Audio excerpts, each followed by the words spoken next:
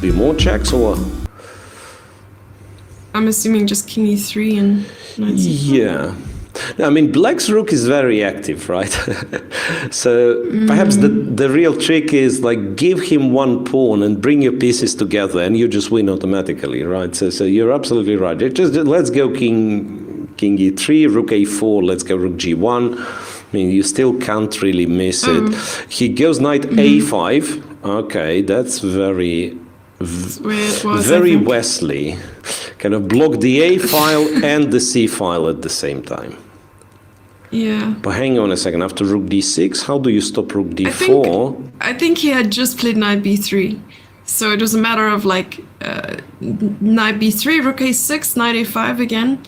And now probably knight b3 once again, I'm not sure. No, come on. That's no. Now king e3. Knight c6, rook takes. Okay. I'm not sure it's the best way, honestly. Decreasing the material on the board, the pawn material, is not something you want to be doing. Aren't a lot of pawns left. Knight a5 wasn't a great move. Let me be perfectly honest, it wasn't a great move.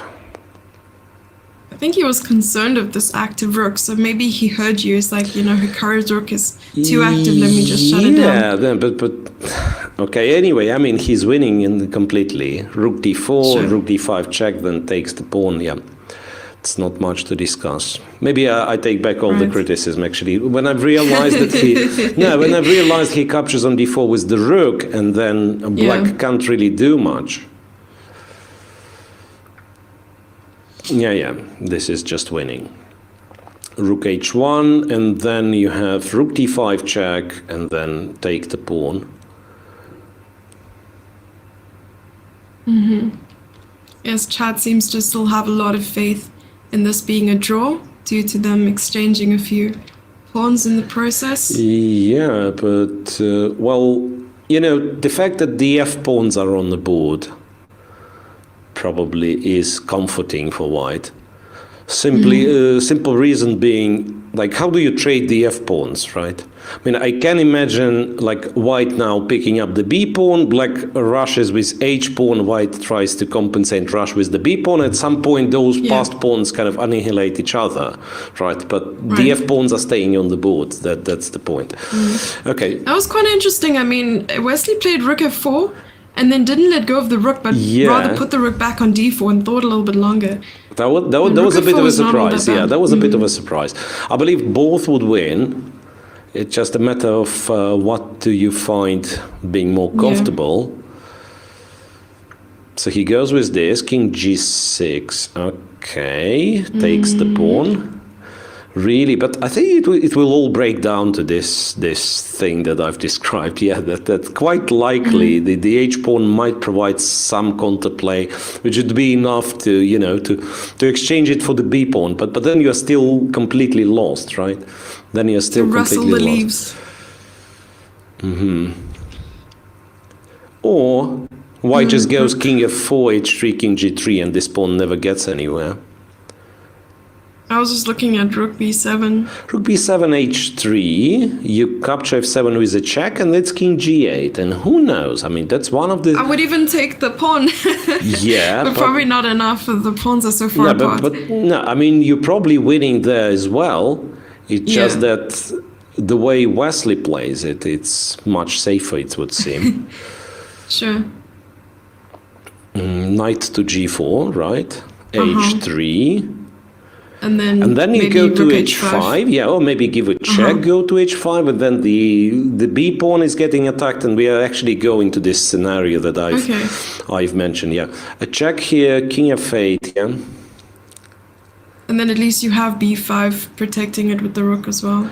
You might as well, you might as well keep the b pawn for now. Rook b8, b5, and then you are threatening king g3. Yeah, you're absolutely right.